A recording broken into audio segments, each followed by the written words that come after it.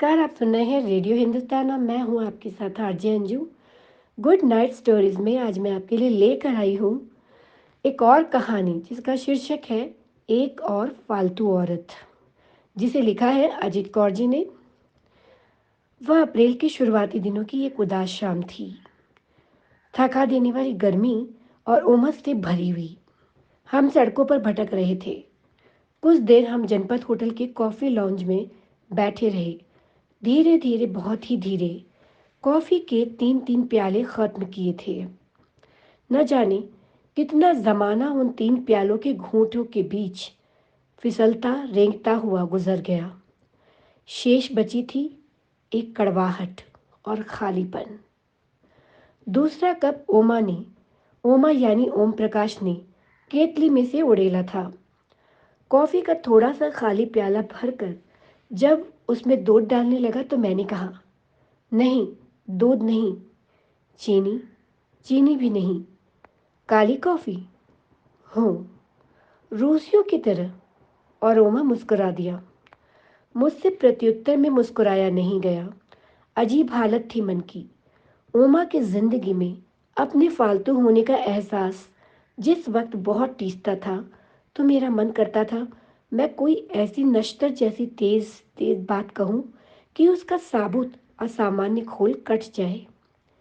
ऐसे समय उसके बाहरी साबुतपन से मुझे बड़ी कोफ्त होती थी। कुछ तो हो जो काट दे, बेशक आधा इंच ही सही। उस चिकने खोल को, गिलाफ को, अंदर का गोदड़ कहीं से तो नजर आए, मगर जब मैं कतरन काट देती थी, कतरन भी नहीं, एक तीखी सीधी लकीर, चमकते तेज धार वाले चाकू से कटी हुई दरार, तो उसकी तिलमिलाहट देखकर मुझे अफसोस होने लगता था अपने कमीनेपन पर। क्या चाहती थी मैं? शायद कोई बहुत ही मासूम सी चीज़, जैसे एक मोहब्बत की गर्माहट से भरा घर, उसके किसी कमरे की प्राइवेसी में, और अपनत्व में उमा की छाती पर सिर रखकर बैठी हुई मैं, और किताबें, म्यूजिक, और शायद कुछ और भी। जो चाहिए था उसका पता नहीं था। बस इतना पता था कि जो चाहिए वो नहीं है, और यदि वह नहीं था तो इसकी सरासर जिम्मेदारी उमा की थी, क्योंकि सभी अहम फैसले उमा के हाथों में ही थे। कॉफी के 3 प्याले खत्म होते होते 7:30 बज गए थे। उमा ने घड़ी देखी। जब भी उमा के नाक के ऐन ऊपर माथे के बीचों बीच 3 लकीरें पड़ जाती, तब वह एक ऐसी घड़ी होती थी जिसमें कोई बात या समझ नहीं पा रहा होता था। परंतु ऐसी घड़ी कभी कभी ही आया करती थी। अक्सर हर बात हर समय उसकी समझ में पूरी तरह आ जाती थी। लगता था जैसे आसपास की हर वस्तु पर, इर्द गिर्द भटक रही हवा पर भी उसकी पूरी और कड़ी पकड़ हो। माथे के बीचों बीच पड़ने वाली इन तीनों लकीरों को देखकर अक्सर उस पर मुझे बेहद दया आ जाती थी। दया और लाड़ भी। मन पिघल कर बेवजह उसकी ओर बहने लगता था। क्यों? क्या सोच रहे हो? कुछ नहीं। कोई अपॉइंटमेंट तो याद नहीं आ गई? मैं मुस्कुराई। कमबख्त औरत भी न माँ के पेट से एक्टिंग सीख कर आती है। अपने मर्द को खुश करने के लिए एक्टिंग, अपने लिए छोटी से छोटी रियायत लेने की खातिर एक्टिंग, अड़ोस पड़ोस, नाते रिश्तेदारों के दुख सुख की भाई बंदगी के वक्त एक्टिंग। इसी को त्रिया चरित्र कहते हैं। ताने में, निंदा में, पर क्यों? इसमें जो मेहनत खर्च होती है उसकी मजदूरी का हिसाब क्यों नहीं किया जाता? नहीं नहीं, वह तुरंत बोला। फिर तुम नजूमी को कैसे पता चल जाता है? वह भी सहज हो गया और मुस्कुरा दिया। ओमा मुस्कुराता था तो उसके सामने के 2 दांतों के कोनों पर कुछ चमकता था, जैसे जैसे खिली हुई धूप में रेत में पड़ी सीपियां चमक रही हो। बाकी दांत नीली पीली रेत के रंग की तरह, बिल्कुल साधारण से, बल्कि थोड़े थोड़े भद्दे भी। लेकिन आगे के दोनों दांतों के कोनों में चांदी के रंग से, जैसे सीपियों के भीतरी पेट का रंग। ओमा की मणियां उसके मस्तक में नहीं, उसके दोनों दांतों में थी। मुझे रिझाने के लिए ओमा को मोर की भांति नाचने की जरूरत नहीं थी। बस एक मुस्कुराहट में अगले दोनों दांतों की मणियां चमकाने की देर होती थी कि मेरा सारा जिस्म मोमबत्ती की तरह पिघल जाता था। नजूमी नहीं, अंतर्यामी। हाँ बाबा, अंतर्यामी। फिर बताओ, क्या सोच रहे थे? इस अंतर्यामी बाबा से कुछ न छिपना है। यही कि 7:30 बज गए हैं। पिक्चरें भी शुरू हो गई और प्ले भी। अब कहाँ चला जाए? एक काला बादल सुदूर आकाश पर दिखाई दिया। एक बार बिजली भी कौंधती हुई चमकी।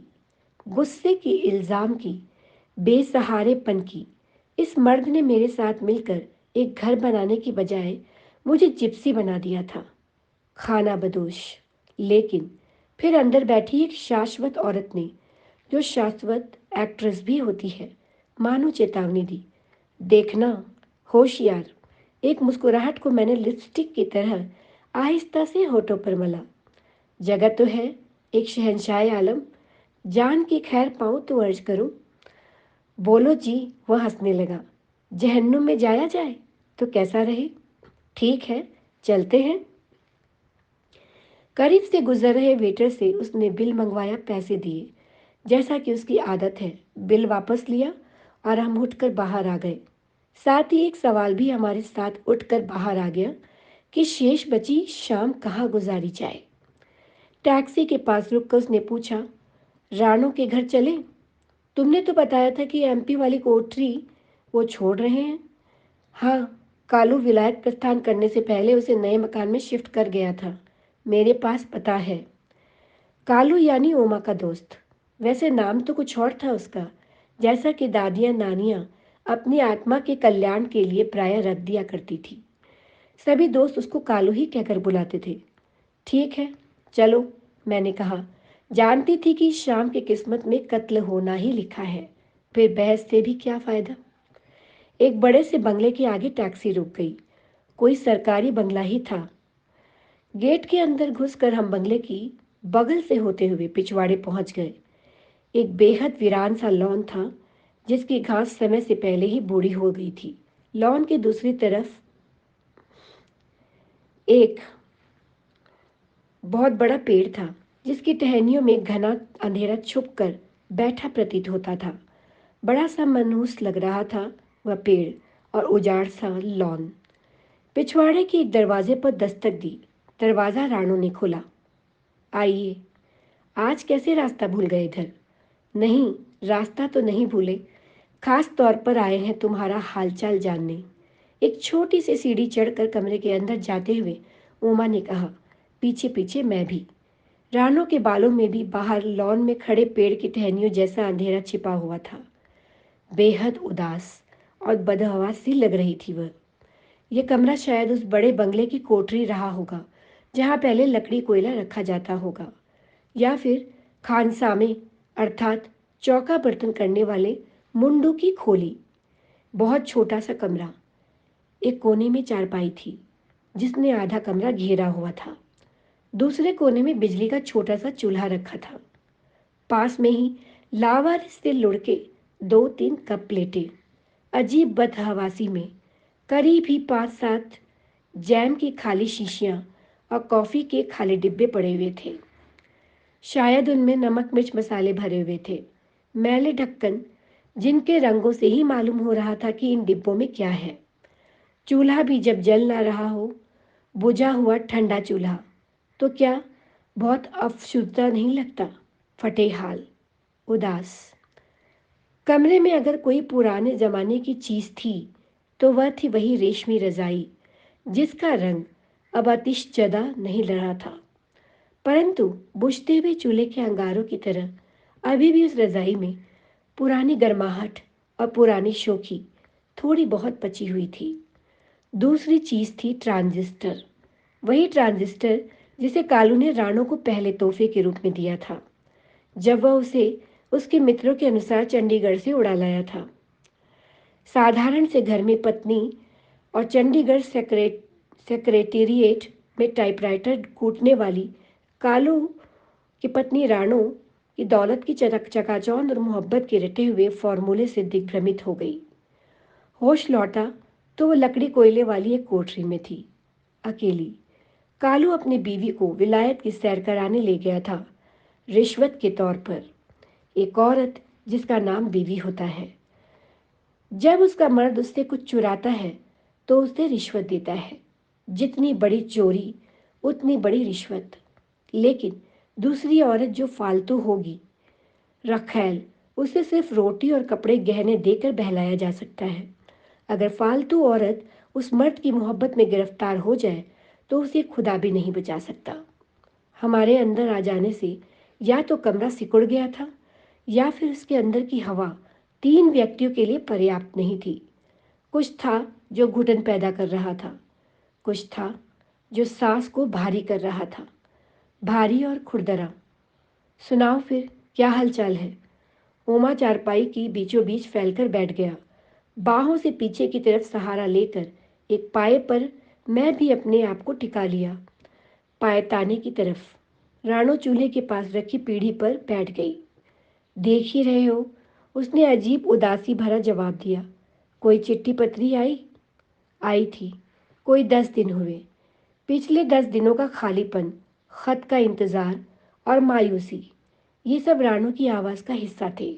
राजी खुशी? हाँ, राजी खुशी। और तुम? मैं? उसने एकाएक चौंकते हुए उमा की तरफ देखा। तुम ठीक हो? ठीक हूँ, वह जैसे कुएं में से बोली, रुआसी आवाज़ में। कुछ देर तक पूरे कमरे में खामोशी पसरी रही। ऐसी खामोशी जो स्याह रातों में चीखते हुए सायरन की आवाज़ के बाद फिजा में लटक जाती है, और हर वक्त एक खतरा भी हवा में लटकता रहता है उसके साथ। और कान अगली आवाज़ सुनने के लिए अंधेरे में एंटीना उठाकर खड़े रहते हैं, शायद फटते हुए बम की आवाज़ सुनने की खातिर। कालू की चिट्ठी आई थी। लिखा था, प्लेटफॉर्म पर जो सामान छोड़ आया हूँ उसका ख्याल रखना। ओमा छोटी सी हंसी हंसा। अच्छा। एक बेहद गहरा अंधेरा था जो राणो की आवाज़ से झर रहा था, राख जैसा, भुरभुरा सा। मैंने उमा की ओर देखा। ऐसा कभी कभार ही होता था कि वह हड़बड़ाकर बात का उत्तर तलाश करे। राणो एक अज्ञात सा चैलेंज, एक चुनौती सी आंखों में भरकर उसकी तरफ देख रही थी। कोई खातिर नहीं करोगी हमारी? तुम्हारे मेहमान आए हैं। उमा ने चैलेंज को टाला और पैतरा बदला। दूध नहीं है? नहीं तो चाय। कम पिया करो ना दूध, चाय के लिए बचाकर रखा करो। नहीं, आज सवेरे लाई ही नहीं थी। क्यों? रात में गर्मी लगती है, नींद नहीं आती, बड़ी उमस होती है कमरे में। तड़के जाकर आंख लगती है, तब तक दूध का डिब्बो बंद हो जाता है। मैंने कमरे में चारों तरफ निगाहें दौड़ाई। 4 अंगुल जगह के गिर्द खड़ी हुई दीवारों से टकराकर मेरी नज़र वापस लौट आई। कोई खिड़की नहीं थी। रोशनदान का तो वैसे ही आजकल रिवाज नहीं रहा है। पिछली दीवार में एक दरवाज़ा था जो स्थायी तौर पर बंद लग रहा था। शायद दूसरी तरफ से मकान मालिक ने बंद किया होगा। जब राणो चंडीगढ़ से कालू के संग भाग कर आई थी, तब शायद वह यह नहीं जानती थी कि कालू की दौलत उसे घर नहीं दे सकती थी। कोई विस्की शिश्की निकालो। विस्कियों वाले तो विलायत चले गए, यहाँ तो बस खाली बोतलें हैं। राणो ने गहरी सांस ली। अच्छा। ओमा झेपते हुए हंसा। कुछ देर चुप्पी रही। दिन भर क्या करती रहती हो? सड़कें नापा करती हूँ। कौन कौन सी नाप ली? नाम याद नहीं रखती। सड़कें भी अधिक न नापा करो। सड़कों पर चलने वाली अकेली औरतों को जानती हो विलायत में क्या कहते हैं? क्या? Street walker. ओमा हंसा। मैंने काँप कर राणो के चेहरे के बदलते भाव को देखा था। उसका चेहरा वीरान सड़क सा सपाट लग रहा था, जैसे उसकी समझ में ना आई हो बात। अच्छा कहते होंगे। वह शायद कुछ और ही सोच रही थी। मैंने उमा की तरफ देखा। एक अजीब सा एहसास हुआ कि यह आदमी खूंखार होने की हद तक जालिम हो सकता है। कुंवल। कायदे से उस समय मुझे ओमा से भिड़ जाना चाहिए था, राणू की हिमायत में, क्योंकि वह भी मेरे कबीले की ही औरत थी, फालतू औरतों के कबीले की। और फालतू औरतें लड़ा नहीं करती। लड़ने का अधिकार केवल बीवियों के पास होता है। फालतू औरत के लिए अपने मर्द से लड़ना जानते बूझते कुएं में कूदने जैसी बात होती है। और तब मेरे भीतर दुख के बैठे कमीनेपन ने निर्णय लिया कि मेरा इरादा भी आत्मघात करने का नहीं है। फिर बहुत देर तक सब शांत बैठे रहे। चलें अब, उमा ने मेरी ओर देखा। हूँ। मैं उठकर खड़ी हो गई। राणो भी उठ खड़ा हुआ। अगली बार चिट्ठी लिखे तो लिख देना कि सहानी चौथे पांचवें दिन आकर 20 रुपये दे जाता है और मैं भूखी मर रही हूँ। सहानी आता है? उमा सावधान हुआ। वो ही उसे कहकर गए थे। राणो ने बाहर का भिड़ा हुआ दरवाज़ा खोल दिया। भीतर की उमस के बाद उस अंधेरी उजाड़ से लॉन में घूमती हवा बड़ी भली लगी, सुखमय। आसानी से सांस आया। चुपचाप छोटे छोटे कदमों से बंगले की बगल से होते हुए हम तीनों गेट पर पहुंच गए। बाहर सड़क रोशनी में चमक रही थी, हल्की और हवा और रोशनी। अच्छा, कहकर हम विदा लेने लगे। राणो ने धीरे स्वर में कहा, फिर जल्दी फेरा लगाना। सड़क खामोश थी, आवाजाही बहुत कम थी। इस तरह शायद सड़क के दोनों ओर बड़े घेर वाले पेड़ खड़े थे, गहरे अंधेरे की चादर ओढ़े हुए, मुंह सिर लपेटे। शायद जामुन के पेड़ थे। हवा उस वक्त भी धीमी धीमी चल रही थी। जब हम एक पेड़ के नीचे से हल्के कदमों से चलते हुए गुजर रहे थे, पेड़ में से आहिस्ता आहिस्ता सुबकने की आवाज़ आई। यह क्या है? मैं ठिठक कर खड़ी हो गई, चौंक कर और डर कर भी शायद। क्या है? कोई सिसक रहा है। कहाँ? उमा ने पूछा। कहीं नहीं, और मैं चल पड़ी। तो इसी के साथ मैं लूँगी अनुमति। आशा करती हूँ कि ये कहानी आपको अच्छी लगी होगी। फिर से गुड नाइट स्टोरीज़ में एक और नई कहानी लेकर आपके लिए जल्द ही उपस्थित हो जाऊँगी। तब तक के लिए सुनते रहिए रेडियो हिंदुस्तान।